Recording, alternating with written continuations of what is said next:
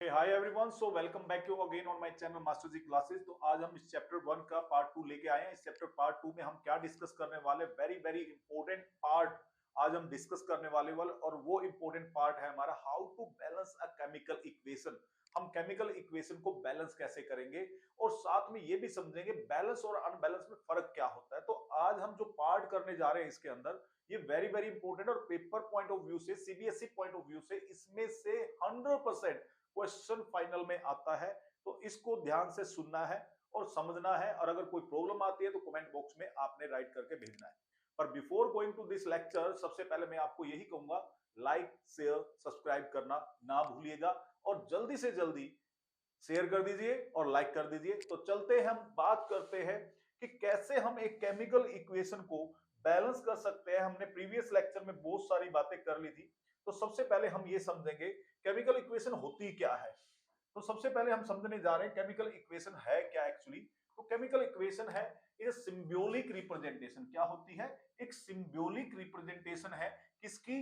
जो हम कोई भी केमिकल रिएक्शन कर रहे हैं। देखिए, केमिकल रिएक्शन को जब हम लिखते हैं तो मैंने जैसे लिख दिया यहाँ पे हाइड्रोजन, ठीक है। तो वर्ड इक्वेशन की फॉर्म में अगर मैं लिखता हूं hydrogen and oxygen converted into water, तो ये वर्ड इक्वेशन है। तो बड़े लार्ज फॉर्म होगी। इसको शॉर्ट फॉर्म में लिखने के लिए यानी सिंबल फॉर्म में लिखने के लिए हम क्या लिखते हैं? उसकी केमिकल इक्वेशन लिखते हैं। तो chemical equation is a symbolic representation of any chemical reaction using formula and symbol to show the reactant turning into product. यानी ये जो एरो आपको नजर आ रही है, this arrow, what this arrow shows to you, ये आपको दिखा रही है कि एक रिएक्टेंट किस में कन्वर्ट हो रहा है, प्रोडक्ट के अंदर कन्वर्ट हो रहा है। तो ये हमें ये चीज प्रूव करके दे रही है। अब जिस इस एरो के ऊपर हम कुछ रिएक्शंस के अंदर लिखते क्या, टेम्परेचर लिख देते हैं, ठीक है, कैटलिस्ट मेंशन कर देते हैं। तो ये सारी चीजें यानी जो भी कंडीशंस रिक्वायर्ड है किसी केमिकल रिएक्शन के लिए हम एरो के ऊपर शो करते हैं। तो ये चीज भी आपको पता होनी चाहिए कि हम यहाँ पे जो एरो यहाँ पे यूज कर रहे हैं फॉरवर्ड डायरेक्शन के अंदर, यानी जो रिएक्टेंट से प्रोडक्ट की तरफ लेके जा रही है। तो ये जो टेल है इसकी, ये टेल यानी मैं अगर यहाँ पे शो करूं तो यहाँ पे अगर हम देखें, जरा समझते हैं इसको। तो यहां पे अगर हम देखें एक चीज को, ठीक है, क्लियरली एकदम अच्छे से हम समझेंगे सारी चीजों को। तो यहां पे एक चीज देखिए, ये टेल है और ये है इसका हेड। तो टेल क्या शो कर रही है? टेल की साइड क्या प्रेजेंट होते हैं? रिएक्टेंट। क्या प्रेजेंट है? रिएक्टेंट। और हेड की साइड क्या प्रेजेंट होते हैं? प्रोडक्ट। ये चीज भी पता होनी चाहिए। तो ये सारी चीजें हमें किस फॉर्म में नजर आती है? केमिकल इक्वेशन में नजर आती है। यानी सिंबॉलिक रिप्रेजेंटेशन हम किसकी करते हैं? किसी भी केमिकल रिएक्शन की, उसे हम क्या कहेंगे? केमिकल इक्वेशन कहेंगे। तो अब समझते हैं केमिकल इक्वेशन दो प्रकार के, एक अनबैलेंस केमिकल इक्वेशन होती है, एक बैलेंस केमिकल इक्वेशन होती है। अनबैलेंस का मतलब क्या हुआ कि कोई चीज बराबर नहीं है, एक चीज ज्यादा है और एक चीज क्या है? कम है, ठीक है। तो वो अनबैलेंस कहलाएगी। और बैलेंस क्या हुआ? जब दोनों चीजें बराबर आ गई। पर यहां पे चीज यानी सब्सटेंस या कुछ चीजों की हम केमिकल रिएक्शन में बात किसकी कर रहे हैं? सबसे पहले ये दिमाग के अंदर फिट करना जरूरी है। हम केमिकल रिएक्शन में किसकी बात कर रहे हैं? हम केमिकल रिएक्शन में बात कर रहे हैं रिएक्टेंट और प्रोडक्ट की। पर रिएक्टेंट कौन है? द रिएक्टिंग स्पीसीज, यानी जो एलिमेंट किसी केमिकल रिएक्शन में पार्टिसिपेट कर रहे हैं, केमिकल या कंपाउंड, ठीक है। उसी प्रकार प्रोडक्ट यानी नया सब्सटेंस जो बन रहा है in the form of a compound, उसे हम कहेंगे प्रोडक्ट। अब नंबर ऑफ एलिमेंट या नंबर ऑफ एटम जो एक रिएक्टिंग स्पीसीज या रिएक्टेंट में पार्टिसिपेट कर रहे हैं, वही number of atom product side क्या होने चाहिए? बराबर। अगर बराबर नहीं है, हम उसे क्या बोलेंगे? अनबैलेंस केमिकल इक्वेशन बोलेंगे। यानी नंबर ऑफ एटम मेरे लेफ्ट हैंड साइड क्या है? Not equal to number of atom present on the right hand side. यानी मैं अगर यहां पे कहूं सिंपल शब्दों में, number of atom in left hand side not equal to number of atom in right hand side. यानी रिएक्टेंट साइड जितने एटम है उतने एटम हमारे प्रोडक्ट साइड में। जैसे हम इस एग्जांपल को देख सकते हैं। तो यहां पे H2 कितने हाइड्रोजन है? 2। ऑक्सीजन कितने हैं? 2। यहां पे हाइड्रोजन कितने? 2। ऑक्सीजन कितना? 1। तो यहां पे ऑक्सीजन जो है वो बराबर नहीं है, इक्वल नहीं है। तो इसे हम क्या बोलेंगे? अनबैलेंस केमिकल इक्वेशन बोलेंगे। क्या बोलेंगे? अनबैलेंस केमिकल इक्वेशन हम इसको कहेंगे। अब जरा बात करें बैलेंस की। तो बैलेंस केमिकल इक्वेशन की अभी बात हुई थी। यहां ये किस पे बेस है? नंबर ऑफ एटम जो है left hand side equal to number of atom on the right hand side. तो नंबर ऑफ एटम जो लेफ्ट हैंड साइड में होंगे उतने ही नंबर ऑफ एटम आपके प्रोडक्ट साइड या राइट हैंड साइड में होने चाहिए। अगर बराबर है तो हम इसे क्या बोलेंगे? हम इसे बैलेंस केमिकल इक्वेशन बोलेंगे। और इसके लिए ये किस लॉ के ऊपर बेस है जो आप 9th क्लास में पढ़ के आते हो? That is based on law of conservation of mass. क्या कहता है law of conservation of mass? Mass can neither be created nor be destroyed, it can change from one form to another. पर इसको जरा डिटेल में अगर concept form में समझे, बात क्या हो रही है? बात हो रही है यहाँ पे कि जो नंबर ऑफ एटम है, number of atom participating in a reaction in left hand side, ये वो कौन है लेफ्ट हैंड साइड में, वो किसके इक्वल होंगे? Number of atom formed, number of atom in right hand side उसके बराबर होंगे। यही आपका क्या है? Law of conservation of mass, यानी मास ऑफ द एलिमेंट, यानी सिंपल शब्दों में अगर मैं कहूं, mass of the element participating in a reaction is equal to the mass of the element form during the reaction. तो जो प्रोडक्ट बना है उसका जो एलिमेंट्स है, उस प्रोडक्ट के अंदर जो एलिमेंट है उनका मास किसके इक्वल होगा? जो मास उन एलिमेंट का था जो रिएक्शन में पार्टिसिपेट कर रहे थे। यानी दोनों का मास क्या हो गया? बराबर हो गया। यानी मैंने अगर 1 केजी कोई चीज ली है तो 1 केजी ही मेरे पास प्रोडक्ट बनेगा। That is called balance chemical equation. हम उसे क्या बोलेंगे? बैलेंस केमिकल इक्वेशन बोलेंगे। यहां पे क्या है? यहां पे हम क्या यूज करते हैं? हम केमिकल फॉर्मूला यूज करते हैं। क्या यूज करते हैं? केमिकल फॉर्मूला, स्टोकियोमेट्रिक कोफिशिएंट यूज करते हैं किसी भी रिएक्शन को रिप्रेजेंट। अब ये बच्चों को कंफ्यूजन हो जाती है आप लोगों को, स्टोकियोमेट्रिक कोफिशिएंट क्या है? डिजिट्स। डिजिट्स बोले तो हम संख्या यूज करते हैं, नंबर्स यूज करते हैं to balance any chemical equation.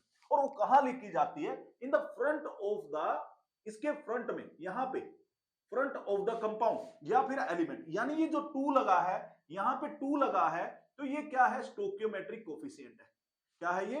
स्टोकियोमेट्रिक coefficient है। हम इनका यूज करते हैं to balance any chemical equation. जो फॉर्मूला है, जो कंपाउंड है, उसको अनटच रखना है, उसमें कोई भी आपने चेंज नहीं करना। आपने यहां पे स्टोकियोमेट्री लगाना है, वही आपका डिसाइड करेगा law of conservation of mass. Before going to the balance chemical equation, how to balance, आपको एक चीज और पता होनी चाहिए, यहां मेथड क्या यूज होता है। तो मेथड हम यहां यूज करते हैं हिट एंड ट्रायल मेथड। क्या यूज करते हैं? हिट एंड ट्रायल मेथड हम यहां पे यूज करते हैं to balance any chemical equation. तो केमिकल इक्वेशन को बैलेंस करने के लिए hit and trial method use होता है। किस प्रिंसिपल पे बेस होती है? Law of conservation of mass पे बेस होती है। ये दोनों बातें आपने दिमाग में बिठा लेनी है। पेपर में, सीबीएसई में ये दोनों सवाल पेपर में भी आए हुए हैं। अब जरा चलते हैं कि बैलेंस कैसे करेंगे, क्या चीजें होंगी, क्या बातें होंगी, उनके बारे में बात करते हैं। जैसे हमने एग्जांपल यहां पे ले लिया, कंबस्शन ऑफ प्रोपेन। अगर हम प्रोपेन का फॉर्मूले की बात करें, अभी आपको याद नहीं होगा, C3H8 होता है। तो जब भी कंबस्शन की जाती है, कंबस्शन का मीनिंग क्या है? बर्निंग। यानी आप किसी चीज को जला रहे हो। बर्निंग का मतलब आपको क्या चाहिए? ऑक्सीजन चाहिए। तो मैंने C3H8 को ऑक्सीजन से बर्न किया, प्रोडक्ट क्या बना? Carbon dioxide and water. अब यहां पे अगर हम नंबर ऑफ एटम्स देखें, पार्टिसिपेट कर रहे हैं किसी रिएक्शन के अंदर, इधर 3 कार्बन है, उधर भी 3 कार्बन है, 8 हाइड्रोजन है। यहां भी देखें तो ये आपने मल्टीप्लाई करना होता है। यहां पे 4 मल्टीप्लाई 2 8 हो गया, 8 हाइड्रोजन हो गए। इसी प्रकार अगर मैं ऑक्सीजन देखूं, इन दोनों को मल्टीप्लाई करूं, जो स्टोकियोमेट्रिक कोफिशिएंट और जो इसके एलिमेंट के नीचे लिखा हुआ है, तो इन दोनों को मल्टीप्लाई कर 10 एटम्स है ऑक्सीजन के। उसी प्रकार अगर हम इस दोनों को देखें, 4 और 2 को मैं अलग कलर यूज कर लेता हूं जिससे आपको हाईलाइटेड हो। ये 4 और 2 कितना हो गया? 4 ऑक्सीजन एटम हो गए। और यहाँ पे 3 मल्टीप्लाई 2 कितना हो गया? 6 हो गया। दोनों को टोटल कर दू 6 प्लस 4 को, तो टोटल एटम कितने हो गए? 10 एटम्स हो गए। तो यानी मेरे पास जो कार्बन है, अब इसको चेक करने का तरीका क्या है? जरा देखिए फटाफट, मैं आपको चेक करवाता हूं। रूल आपको बिल्कुल समझ में आएंगे सारे के सारे। ठीक है, अगर हम यहां देखें, एक लिस्ट बनाते हैं, एलिमेंट्स लिखते हैं, फिर हम लिखेंगे लेफ्ट हैंड साइड में कितने हैं और राइट हैंड साइड में कितने हैं। अब एलिमेंट कौन कौन पार्टिसिपेट कर? एक कार्बन है, एक हाइड्रोजन है और एक ऑक्सीजन। तो कार्बन, सॉरी, आज जरा मार्कर थोड़ा वो चल रहा है हमारा, है ना। तो जरा देखते हैं, यहां पे हमने एलिमेंट्स लेने हैं। तो एलिमेंट कितने? Carbon, hydrogen and oxygen. Carbon कितने हैं? 3 लेफ्ट हैंड साइड में। हाइड्रोजन कितने हैं? 8 लेफ्ट हैंड साइड में। ऑक्सीजन कितने हैं? अभी सिखाया था, दोनों को मल्टीप्लाई करोगे 10। ठीक है, ना समझ में दोबारा फिर से देख लेना, इसको 10 हो गया, इससे मल्टीप्लाई करना है। ठीक है, अब आगे चलते हैं। कार्बन कितने हैं यहाँ पे? इसके पावर 1 है, तो 1 से मल्टीप्लाई होगा, 3 मल्टीप्लाई 3, 3 कार्बन है, बैलेंस है। अब हाइड्रोजन कितने हैं? 4 मल्टीप्लाई 2, तो ये कितने हो गए 8, ये भी बैलेंस है। ऑक्सीजन कितने हैं यहाँ पे 2, और ये 3 से मल्टीप्लाई 6, और यहाँ पे 4, तो ये 6 और 4 कितने हो गए 10। तो दोनों जगह देखोगे तो कार्बन भी 3 3 है, हाइड्रोजन भी 8 8 है, और ऑक्सीजन भी 10 10 है। तो ये क्या होगी हमारे पास बैलेंस्ड केमिकल इक्वेशन। ये बन गई मेरे पास balanced chemical equation. Another example करके देखना आप सबने, सिंथेसिस ऑफ अमोनिया, इसे हम क्या बोलते हैं हैबर्स प्रोसेस बोलते हैं। नाम याद रखना, बहुत सारे आपको नहीं बताएंगे ये सारी चीजें। फॉर्मेशन ऑफ अमोनिया इसे कहा जाता है, फॉर्मेशन ऑफ अमोनिया, अमोनिया बनाने की प्रोसेस को हम हैबर प्रोसेस कहते हैं, साइंटिस्ट के नाम पे है। ठीक है जी। तो N2 + 3H2 converted into 2NH3, दोनों साइड देखोगे बैलेंस्ड है दोनों atom. Law of conservation of मास को फॉलो कर रहे हैं, लॉ ऑफ कंजर्वेशन ऑफ मास को फॉलो कर रहे हैं। न्यूट्रलाइजेशन रिएक्शन, यानी मैंने एसिड लिया और एसिड में क्या मिला दिया बेस, तो क्या बना मेरे पास सोल्ट प्लस वाटर, तो इसे हम क्या बोलेंगे न्यूट्रलाइजेशन रिएक्शन बोलेंगे। यानी एसिड को ना हाइड्रोक्लोरिक एसिड, बेस क्या है सोडियम हाइड्रोक्साइड, बना क्या है NaCl, और वाटर रिलीज हो गया, तो ये कहलाते हैं न्यूट्रलाइजेशन रिएक्शन। और ये भी दोनों जगह देखोगे एक हाइड्रोजन, 2 हाइड्रोजन, यहाँ पे मैं 2 से मल्टीप्लाई कर दूंगा, बैलेंस करनी है हमने, तो जरा इसको इरेज करते हैं और बैलेंस करने की कोशिश करते हैं जरा। तो एक हमारे पास ये अनबैलेंस है, इसको बैलेंस करने की कोशिश करते हैं। तो मैंने HCl लिया प्लस NaOH लिया, converted into NaCl plus H2। Video के लास्ट में मैं आपको ट्रिक भी सिखाऊंगा कि बैलेंस कैसे करना है। एक ट्रिक में विद इन अ सेकंड ये आपसे कन्वर्ट हो जाएगी। तो हाइड्रोजन कितने हैं 2, इधर कितना है 1, 2 से मल्टीप्लाई कर लिया। अब क्लोरीन कितना हो गए, क्लोरीन हो गए नहीं। अभी जरा देखिए हमने गलती कर रहे हैं, यहाँ पे ऑलरेडी बैलेंस है, ठीक है।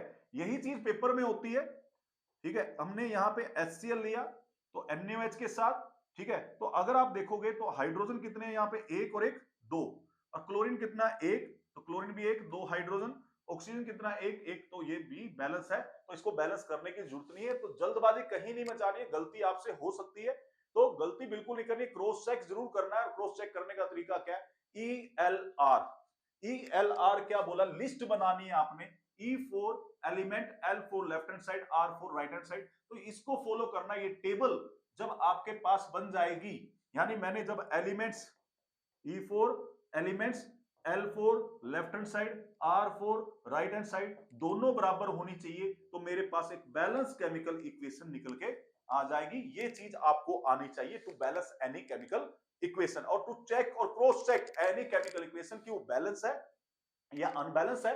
ELR फॉलो करना है, तो ELR आपको चेक करके दे देगा कि ये इक्वेशन बैलेंस है और ये इक्वेशन बैलेंस नहीं है। तो चलिए बात करें एग्जाम्पल की, हो गई एग्जाम्पल आपसे। Now how to balance chemical equation, कैसे हम किसी एक केमिकल इक्वेशन को बैलेंस करेंगे। तो बैलेंस करने के लिए हमें क्या चाहिए, सबसे पहले law of conservation of mass follow करना है। यानी number of atom on the left hand side equal to number of atom on the right hand side होना चाहिए। कोफिशिएंट ओनली, आपने सिर्फ स्टोकियोमेट्रिक कोफिशिएंट यूज करने हैं, ओनली द कोफिशिएंट। यानी कोफिशिएंट क्या है, अभी थोड़ी देर पहले बताया था, जो फ्रंट में लिखा है, ये जो फ्रंट में है इसे स्टोकियोमेट्रिक कोफिशिएंट कहते हैं। टू बैलेंस एनी इक्वेशन, आप इस फॉर्मूले को नहीं छेड़ोगे। आपने ये नहीं कर देना वाटर लिखा था और वाटर को बैलेंस करने के लिए आपने H2O2 बना दिया, नहीं जी, ये गलत है। आपने वाटर को बैलेंस करना है, किसी भी कंपाउंड को बैलेंस करना, उसके फ्रंट में आपने डिजिट लगानी है, नंबर लगाना है उसके फ्रंट में, आपने छेड़ना ही नहीं है। स्मॉलेस्ट होल नंबर यूज करना है हिट एंड ट्रायल के लिए। हिट एंड ट्रायल मेथड जब भी यूज करोगे तो आपने सबसे स्मॉलेस्ट होल नंबर यूज करना है। यानी आप 2 से मल्टीप्लाई स्टार्ट करोगे, फिर 3 से, 4 से, 5 से, 6 जब चलोगे तो आपको पता लग जाएगा कि आपने बैलेंस कैसे करना है, और वो बैलेंस हो जाएगी। और 2 से मोस्टली बैलेंस हो जाती है, लगभग 95% इक्वेशंस 2 और 3 से बैलेंस हो जाती है, 2 और 3 से मल्टीप्लिकेशन से बैलेंस हो जाती है। तो आपको 4 की बहुत रेयर जरूरत पड़ती है। तो मैक्सिमम अगर आप केमिकल रिएक्शन देखोगे और मुझसे पूछोगे सर जी मोस्टली हमें क्या यूज करना चाहिए, 2 और 3 की मल्टीप्लिकेशन से लगभग बैलेंस हो जाती है। पर डोंट वरी, मैं आपको जब ट्रिक सिखाऊंगा तो उससे क्या होगा, आपको बिल्कुल क्लियरली हो जाएगा कि मुझे करना क्या है। सबसे पहला ऑर्डरिंग क्या करने, balance atom that appear only one molecule on each side. सबसे पहले उसको बैलेंस करो, बैलेंस मेटल एटम फर्स्ट, सबसे पहले मेटल एटम को बैलेंस करो। बैलेंस नॉन मेटल एटम, फिर नॉन मेटल को बैलेंस करो, फिर बैलेंस हाइड्रोजन, ठीक है, एंड ऑक्सीजन एटम लास्ट। तो हम यहाँ पे एक रूल बना देते हैं, वो ट्रिक हमारी क्या है, MnOH। आप इसको यूज करिए, आपका लगभग लगभग क्या मैं कह रहा हूं 200% आपकी बैलेंसिंग डन हो जाएगी। M for metal, N for non metal, O for oxygen, H for hydrogen. मनोह करना है, मनोह कर लिया तो मना नहीं करना है, मनोह करना है तो मनोह कर लिया, तो मनोह कर लिया तो ये आपको बैलेंसिंग केमिकल इक्वेशन दे देगा। पॉलीएटॉमिक मॉलिक्यूल है, उनको ट्रीट आपको इकट्ठा करना, like sulphate, nitrate, as a single unit, उनको सिंगल यूनिट मान के चलोगे। Trial error, use hit and trial method, ठीक है, एंड फाइनल चेक टेबल बनानी है, और टेबल बना के आपने उसको क्या करना है, बैलेंस करना है, ठीक है। तो आपने क्या करना है, उसको बैलेंस करना है।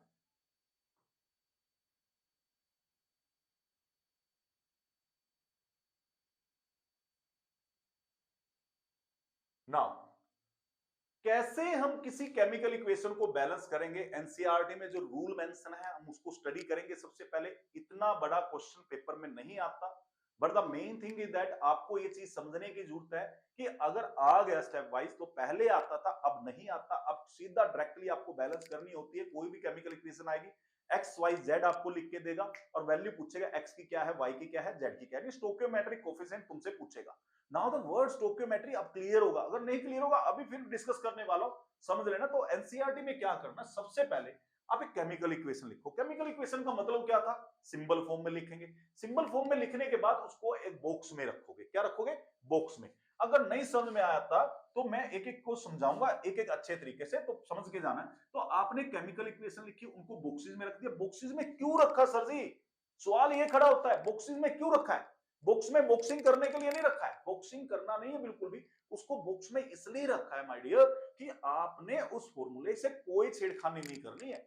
आपने जो भी डिजिट, जो भी नंबर आपने यूज करना है to balance any chemical equation, आपने उस बॉक्स के बाहर लिखना है। This is the way. तो कोई भी कोई चीज समझा दे कि यार क्यों करना है, आधे तो जवाब ही नहीं दे पाएंगे आपको, या आप भी समझ नहीं पाओगे कि करना क्या है। तो आपको जो करना है, तो आपने मेनली करना क्या है, वो आपने बॉक्सेस में रखे, तो बॉक्सेस के बाहर आपने नंबर्स लिखने, उनके फॉर्मूले में कहीं भी नंबर नहीं लगाओगे।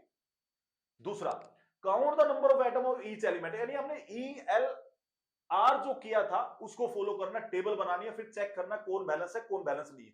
देन उसके बाद हमने इक्वलाइज करना है, तो सबसे पहले वो एटम को पिक करिए, उस कंपाउंड को पिक करिए जो मैक्सिमम नंबर है। तो देखोगे Fe3O4 और H2 और Fe, तो देखोगे यहाँ पे ऑक्सीजन सबसे ज्यादा नंबर पे है, तो ऑक्सीजन को हम बैलेंस करेंगे पहले। दूसरी बात हम ट्राई करेंगे दूसरा कंपाउंड कौन सा, हाइड्रोजन, तो हाइड्रोजन को बैलेंस कर लिया हमने। देन राइट द इक्वेशन, तो इक्वेशन को फिर बैलेंस कर, आयरन रह गया, आयरन को बैलेंस कर देंगे। देन उसके बाद उनकी फिजिकल स्टेट मेंशन कर देंगे। ये रूल है। तो अगर नहीं समझ में आया तो हम जरा रूल की बात करते हैं और समझते हैं कि कैसे हमने बैलेंस करना है किसी भी केमिकल इक्वेशन को। तो चलिए वही एग्जांपल उठाते हैं। सबसे पहला स्टेप क्या कहता है, स्टेप नंबर 1, स्टेप नंबर 1 कहता है right chemical equation Fe plus H2O। हमने लिखा जी, इसका फॉर्मूला बना Fe3O4, sorry Fe3O4 plus H2। अब इनको क्या करना है, आपने इनको बॉक्सेस में रख देना है। ये हमने इनको बॉक्स में रख दिया। तो बॉक्स में रखने के बाद मतलब ये हुआ कि आप इनको नहीं छेड़ोगे। जो ये फॉर्मूले हैं आप इनको बिल्कुल भी नहीं छेड़ोगे। जो भी छेड़खानी करनी है यहां इनके फ्रंट में करनी है। तो स्टेप नंबर 2 कहता है, स्टेप नंबर 2 कहता है कि आप एक लिस्ट बनाइए। तो लिस्ट बनाएंगे ELR, element left hand side में कितने हैं और राइट हैंड साइड में कितने हैं। एलिमेंट कौन कौन पार्टिसिपेट कर रहा है, Fe पार्टिसिपेट कर रहा है, हाइड्रोजन पार्टिसिपेट कर रहा है, ऑक्सीजन पार्टिसिपेट कर रहा है। तो आपको एलिमेंट के आइडेंटिफिकेशन होनी चाहिए, 9th क्लास में पढ़ के आते हो कि Fe iron, H hydrogen, O oxygen. Fe कितना लेफ्ट हैंड साइड में 1 है, हाइड्रोजन कितने हैं पैर में देखिए 2 है, ऑक्सीजन कितना है 1 है।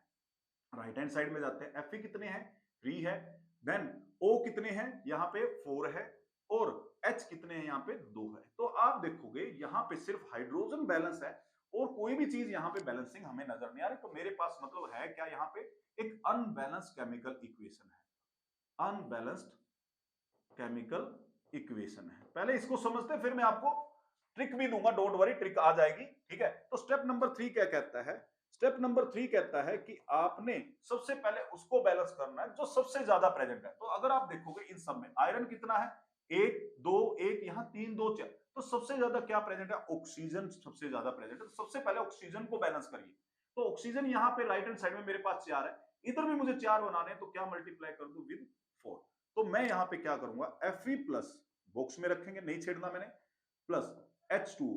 तो H2O यहाँ पे अगर देखेंगे तो यहाँ पे लिखना है आपने, मल्टीप्लाई करना है, बॉक्स में नहीं छेड़ना कि यहाँ नीचे नीचे लगा दो 4, नहीं, बिल्कुल भी लगाना 4, आपने इसके फ्रंट में लगाना है। तो ये बन गया मेरे पास Fe3O4 प्लस H2। तो ये हो गया जी मेरे पास ऑक्सीजन। नंबर 2 पे क्या बैलेंस करना है, यानी मैंने यहाँ पे क्या बैलेंस किया, ऑक्सीजन को बैलेंस किया। किसको बैलेंस किया? ऑक्सीजन को बैलेंस किया। नंबर 2 पे किसको बैलेंस करूंगा? हाइड्रोजन को। तो स्टेप नंबर 4 में मैंने क्या किया, यहाँ पे Fe, हाइड्रोजन यहाँ पे कितने हो गए अगर आप देखोगे, तो मैंने हाइड्रोजन को छेड़ दिया है। तो हाइड्रोजन यहाँ पे लेफ्ट हैंड साइड में 4 से मल्टीप्लाई होकर 8 हो, उधर भी 8 करना चाहता हूं, तो यहां भी मुझे किससे मल्टीप्लाई करना पड़ेगा? 4 से। तो ये मेरे पास क्या बन गया है, Fe3O4 ब्रैकेट में रहेगा, प्लस कोई छेड़ना नहीं है ब्रैकेट डब्बे के अंदर, तो यहाँ पे 4 से मल्टीप्लाई, तो मेरे पास यहाँ भी 8 और 8। अब मेरे पास ऑक्सीजन भी बैलेंस हो गया, ये भी बैलेंस हो, बचा क्या है? आयरन बचा है। तो स्टेप नंबर 5 में हम क्या करेंगे, आयरन को बैलेंस करेंगे। आयरन यहाँ पे कितना है? 1, उधर कितना है? 3, तो इसको मल्टीप्लाई किससे कर दूं? 3 से। तो ये 3 से मल्टीप्लाई हो जाएगा, 4H2O converted into Fe3O4 plus 4H2।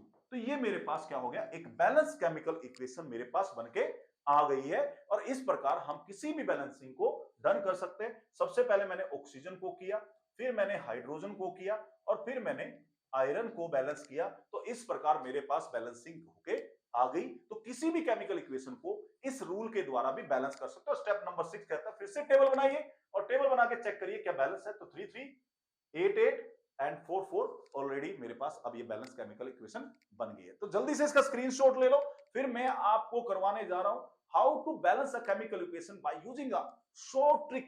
तो शॉर्ट ट्रिक यूज करके कैसे बैलेंस कर सकते हैं, तो चलिए तो जरा बैलेंस करते हैं हम शॉर्ट ट्रिक से। इसी को बैलेंस करेंगे, तो इसको अगर हम बैलेंस करेंगे तो किस प्रकार इसी को मैं यूज करके बैलेंस करता हूं, देखिए फटाफट।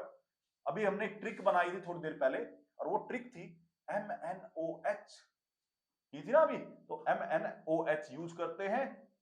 लो जी, हमारा ट्रिक है MnOH। सर जी ये क्या है, अभी तो बताया था यार। एम का मतलब क्या है? मेटल्स।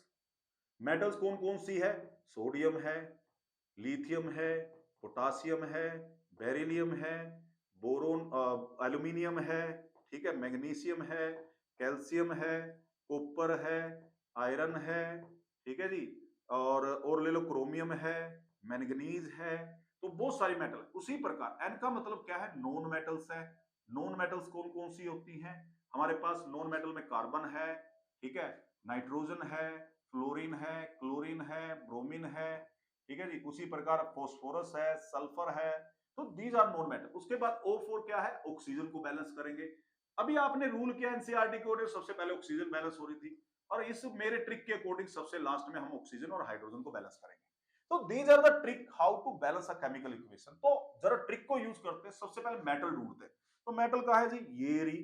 तो हमने मेटल को ढूंढ लिया, और मेटल अगर मैं यहाँ पे देखूं तो मेरे पास मेटल यहाँ पे आ गई है, ठीक है। आयरन, आयरन कितने हैं? Fe 1 है, इधर कितने हैं? 3 है। तो मैं इसको 3 से मल्टीप्लाई कर दूंगा। ये मैंने 3 से मल्टीप्लाई किया, यानी मेरे पास 3Fe प्लस यहाँ पे H2O converted into Fe3O4 plus H2 है। तो मैं इसको बैलेंस करने जा रहा हूं, और इसको बैलेंस करते हुए ये मेरे पास 3 आ गए, तो 3 आ गए, ठीक है। तो बैलेंस हो गई है, तो मेरे पास मेटल होगी बैलेंस। उसके बाद मैंने नॉन मेटल, नॉन मेटल है कोई? नहीं है जी, छोड़ दो, कट कर दिया। उसके बाद ऑक्सीजन, यहां ऑक्सीजन कितने हैं? 1, वहां कितने हैं? 4। तो मैं इसको 4 से मल्टीप्लाई कर दूंगा, यहाँ पे ऑक्सीजन भी मेरे बैलेंस हो गई। अब हाइड्रोजन बैलेंस करने, हाइड्रोजन यहाँ पे कितने? 8, और यहाँ पे हाइड्रोजन कितने? 2। तो इसको 8 बनाना है, तो इसको 4 से मल्टीप्लाई कर दो, हाइड्रोजन भी बैलेंस हो गए। देखिए मेरे पास बैलेंस केमिकल इक्वेशन बनके रेडी हो गई। इस प्रकार हम किसी भी इक्वेशन को क्या कर सकते हैं? बैलेंस कर सकते हैं by using hit and trial method and the law of conservation of mass. तो law of conservation of mass क्या कहता है? Mass can neither be created nor be destroyed, it can change from one form to another। तो आपको paper में करना क्या है? आपसे डायरेक्टली पेपर में पूछेगा क्या? वो सिर्फ एक चीज पूछेगा, तो जरा समझने की कोशिश करना एक एग्जांपल से। तो आपको भी NO3 twice converted into PbO plus NO2 plus O2। ठीक है जी। अब जरा बैलेंस करते हैं, तो हम यहां पे अगर देखें एक लिस्ट बना के ELR elements left hand side and right hand side. तो पीबी है मेरे पास, नाइट्रोजन है और ऑक्सीजन है। तो पीबी कितना है यहाँ पे? एक। उधर कितना है? एक। नाइट्रोजन कितने हैं यहाँ पे? अगर हम देखेंगे कलर यूज करते हैं, तो कलर यूज करें तो यहाँ पे मैंने ग्रीन कलर ले लेता हूँ नाइट्रोजन के लिए। तो यहाँ पे नाइट्रोजन कितने हो गए? दो। तो नाइट्रोजन यहाँ पे दो है और यहाँ पे नाइट्रोजन कितना है? एक। अब यहाँ पे ऑक्सीजन कितने हैं? यहाँ पे अगर हम देखें ऑक्सीजन कितने हैं? यहाँ पे 6 है।